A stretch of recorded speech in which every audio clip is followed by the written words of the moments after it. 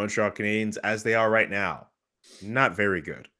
The Montreal Canadiens probably next year, a year where they could possibly be bad enough to get Connor Bedard, maybe it's not in their best interest for them to be very good. So assuming Jeff Gordon undertakes the rebuild responsibilities for this team, how long until the Montreal Canadiens could be considered a contending team again? Well, Jeff Gordon has done a rebuild before in New York, and that was started 3 years ago. And now we're seeing the results of that, where the Rangers have a pretty darn good hockey team. But everything in that rebuild went almost perfectly. Every move Jeff Gordon made was a good one, and which makes still scratch my head how they fired him. I mean, crazy owner there in New York or whatever. But I mean, he did a wonderful job in New York, and it's 3 years on, and now it's starting to look okay. So it's a minimum 3 years. I just from looking at that experience with the Rangers and the same guy in charge. But boy, Jeff Gordon watching these games, and especially watching that game in Boston when the team came back refreshed, and you'd expect a lot more effort and a better performance, and to sit in the stands and watch the way the team played that game, he must have been going, oh boy, man, what have I gotten myself into? So it's going to be a lot of work. It's going to start when he names the new GM. Well, it's already started, but the first main move will be when he names the new GM, which I expect will be coming within the next few weeks. But it's going to be a minimum of 3 years, and I think it's going to be longer than that. I'd agree with you, Stu. Again, it's tough to put your finger on exactly, when all this stuff is going to play out, because obviously players that are available 1 year would not necessarily be available the following year. So there's a whole process involved. I'm sure he's been scratching his head, trying to sleep at night, trying to figure out, okay, where do I go from here? How do I start this thing going? What is the biggest problem area that I have? So he, along with trying to find the so-called GM that's going to be working with him, has got his plate full, and there's a tough timeline here, and I don't know if you can really put your finger on it, other than it's going to take time. People are going to have to realize that you're going to have to let Jeff Gordon and company put his stamp on his personnel that he wants to represent the Montreal Canadiens. And that's going to be a process, and hopefully it's going to start sooner than later, because obviously there's a lot of problem areas that need to be addressed. Yeah, I think it might be quicker than that.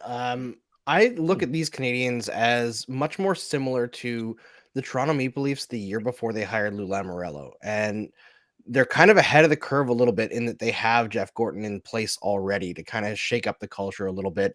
And they're going to have to get creative with moving some of these guys because they're on long-term contracts, but they have some decent pieces.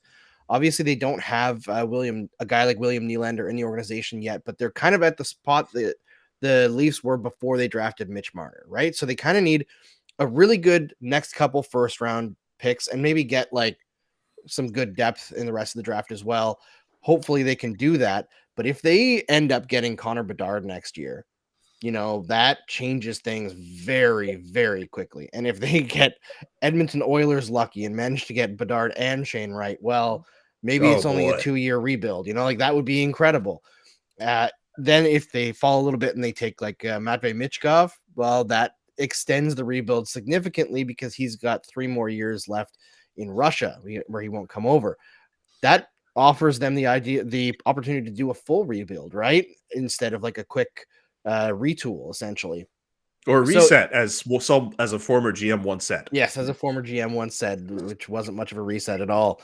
But I think a lot of it is going to depend on their luck in the draft lottery over the next couple of years, because if they do get truly lucky, things can change very quickly. I do think they have good pieces, as bad as this season's been for Cole Caulfield. I do think that he is a core piece moving forward. Nick Suzuki is a core piece moving forward. And he has, established himself as a first-line caliber player. And if he doesn't have to be a first-line player, that changes things significantly, So there's a lot of things that can go right for the Montreal Canadiens if things fall into place. If they get as lucky as the Rangers did, I think they're in a fantastic position. But I don't know, where is the Adam Fox that decides he's going to play for the Montreal Canadiens despite not being drafted by them? That would be great. A generational level defenseman who just decides they want to play here and signs here. that would be great. But you got to get lucky to be able to turn things around that quickly. The Canadiens are going to need a lot.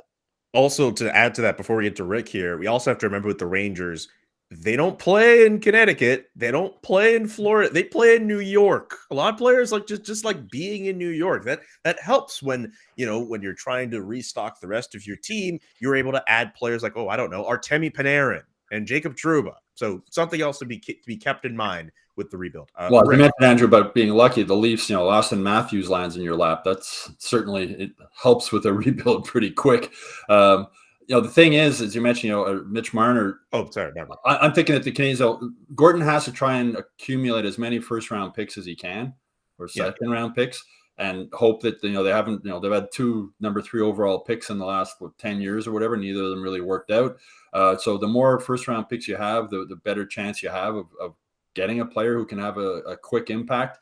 But the problem is that Marc Bergevin has left Gorton with a lot of contracts that are basically untradeable. A Carey Price contract, how do you move that? Yoel Armia, there's a lot of guys, even Brendan Gallagher, as much as I love Brendan Gallagher, with the wear and tear on his body, that contract might be hard to move. So it's not going to be easy for Gorton. It's really not. I will say, if you look at what the Leafs were able to do, they traded the Dion Phaneuf contract with term left. If they can do that, I don't want to hear any excuses from the Montreal Canadiens, because at the time that they traded Dion Phaneuf, he was one of the worst players in the league. So if you can do that, you can trade anyone, whether it's Yoel Armia or Mike Hoffman, you can find a spot. If you have to retain salary, if you have to get creative using a third team to retain salary, get it done. But I don't want to hear any excuses. I think the excuses time from the general manager was the last guy, where it's always, finding a center is hard. This isn't PlayStation. That kind of stuff, I don't want to hear from this organization anymore. This organization is supposed to be the class of the NHL. Start to act like it. Yeah, I don't remember how many years Phaneuf had left on his contract at that time, but Carey Price got 4 more years at 10.5. If you eat half of that, that's $5 million on your cap for 4 more years for a player who's not playing for you. And there's others in similar situations. So it's, the salary cap is so important in today's NHL.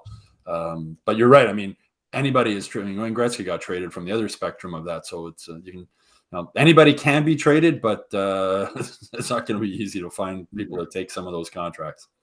That's very true. Rick knows a lot about Wayne Gretzky from his time in Los Angeles, but that's another bonus episode for another day. Speaking of bonus episodes, we're talking about trades. We've got something for you coming up in the next few days. Visit hockeyinsideout.com to watch our full episode, subscribe to the YouTube page, and subscribe to the Hockey Inside Out newsletter.